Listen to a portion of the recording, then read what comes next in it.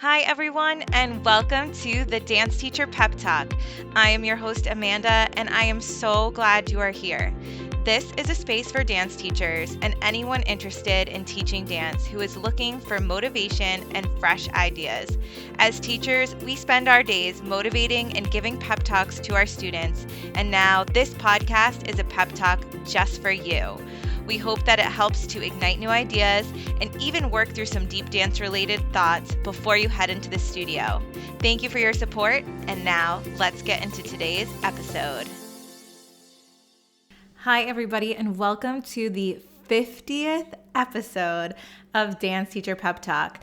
I cannot believe we are already at episode 50, and I just want to start off by saying thank you so much for all of you who have subscribed, listened to, supported, and just cheered on the podcast from the start to now. Or if you're new here, thank you so much for joining. I'm just so completely full of joy at what this podcast has become, what it's continuing to become, and I'm so excited to see the journey of it continue to unfold. I am so very excited to be here recording this 50th episode. And because in true nature of Dance Teacher Pep Talk, I wanted this episode to be really special. And so this episode is a pep talk and a reflection for your year. So whether you are a teacher, a student, if you are preparing for recital, or if you already had your recital, this episode's goal is to help us to bring closure to the year we just had and to just really get back to ourselves and to our thoughts. And I thought it would just be a beautiful way to celebrate our 50th episode. So let's get into it. First off, I want to say congratulations on your year. You are here, which means you got through it all, the great, the good, and maybe the not so good times. And so I thought before we even dive into reflection today, I thought we would take a little moment here to breathe and to thank ourselves for all that we've accomplished in this year. So let's all take a deep breath in. And I want you to think about thanking your body for what it has done in this season for you. When I do this, I like to inhale gratitude and exhale love, because when I do that, I feel like I'm inhaling the thanks that I'm wanting to give into my body. And I always like to exhale another thought. And so today I thought we'll exhale love. Now let's take another deep breath. And this time, as you're taking a deep breath, I want you to thank your mind for what it has done, for all the thinking it's done, for the organizing, the planning, the keeping track of choreography, and more. Again, inhaling that gratitude and exhaling love. And lastly, let's take one more big inhale. This time I want you to thank your soul and your spirit for what it has done, for the passion it has pushed through you, for the creative works that you've been able to put together, for all that you've been able to do, and even within the tired moments, that extra push that your soul and spirit has given you. Let's again take a nice big inhale of gratitude and an exhale of love. So now that we have given back to ourselves with gratitude, it's time to do a little bit of reflection. So we're going to take some time right now to sit and think on the things that were great in this year. What achievements and accomplishments do you feel really marked your year? Going all the way back to September to now, what were things that really felt good? Really you felt like you were making gains, whether as a dance teacher or a dancer, but you really felt that great sense of accomplishment. So now that we've taken the time to think about those great things, we're also going to take some time now to think about the things that were not so great in this year. What obstacles did you face? What challenges did you need to overcome? And also along with these things, how did you overcome them? Or are they things that you're still working through right now?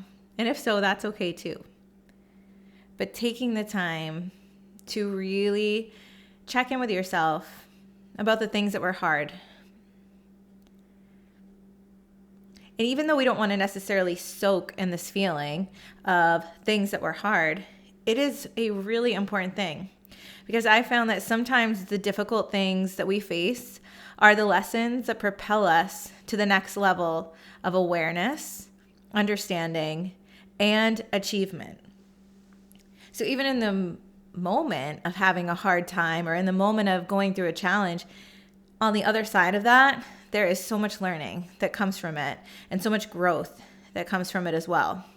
Whether it is something physical we face, like an injury, it could be a social obstacle we face, such as a discrepancy with another person. Don't look at all of the bad things that happened this year in an awful way. Instead, think of what they taught you, because they pushed you to grow into who you are now. And of course, thinking about the great things that we also thought of in our reflection, those are also things that have pushed us to become the person we are now. They have really propelled us in our journey as a dancer or dance teacher, and we have grown so much from that, and it's kind of filled us up. It has filled up our cup so that we have been able to move ahead, especially in those times that maybe were a little bit more difficult through our season.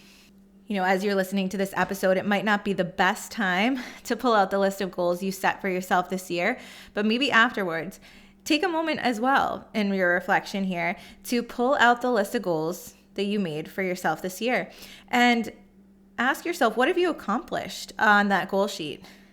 And also, what is left to accomplish? So it's so important too. We made our goal sheets in the beginning of the year, and now here we are at the end of the year reflecting. And we don't want to forget about those goals that we set, because then what weight do our goals really hold? So instead, making an effort to re-pull out those goal sheets to see where you're at, because it's going to also help you to reframe where you're going.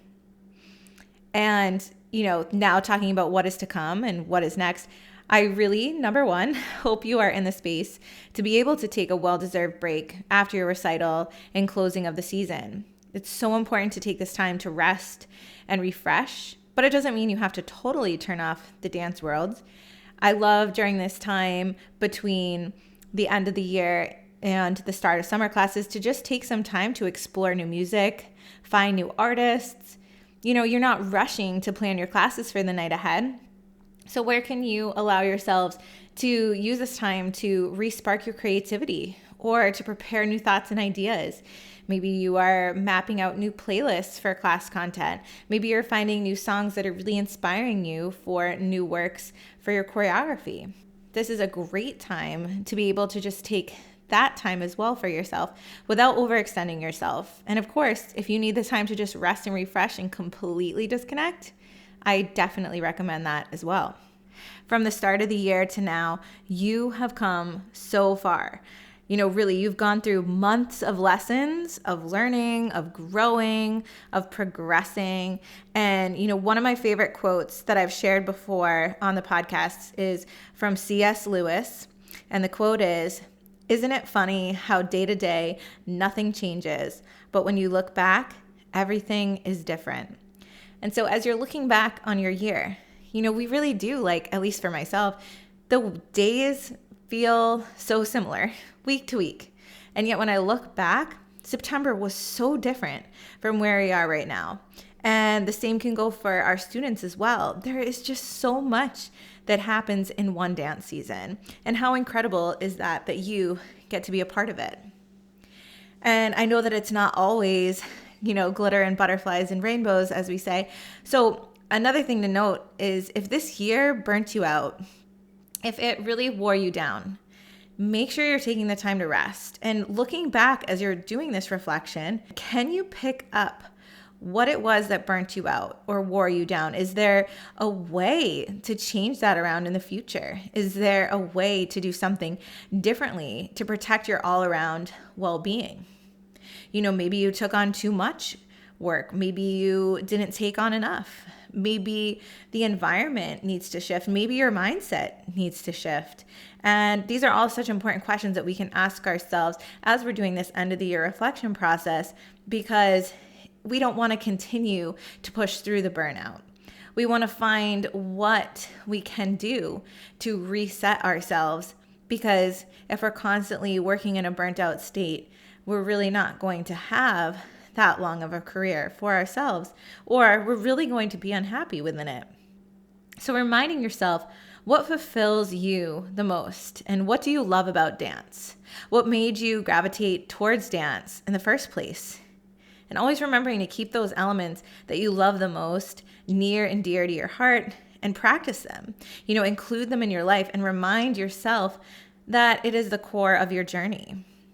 And so if you feel that you've written that list of things that really make you feel so much love for dance, or, those specific elements that we want to have in our day-to-day, if you're not including those in your day-to-day, maybe this is a good time to start.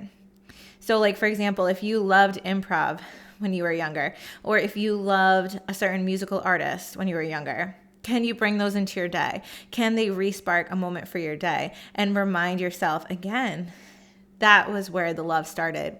And that is where your teaching or your dancing is going to really continue to grow from. And so just always honoring that. You have come so far, and you will continue to go so far, and you are making a unique imprint on the world just by following your heart in this dance journey. Congratulations again on an amazing year. And I'm still going to continue here on the podcast with new episodes to help inspire you through the summer as you prepare for your summer classes and your new season this fall. And if you are taking a break after recital, I highly recommend it. And take that time to, plan some inspired material when you start to feel better after having taken some time. Like if you're starting to feel ready to go and you're feeling like you've got some fresh ideas, start planning that inspired material. And don't forget to check out the podcast for fresh episodes and the Instagram at Dance Teacher Pep Talk for ideas on how to go about creating inspired content. I hope you all have a wonderful rest of your day.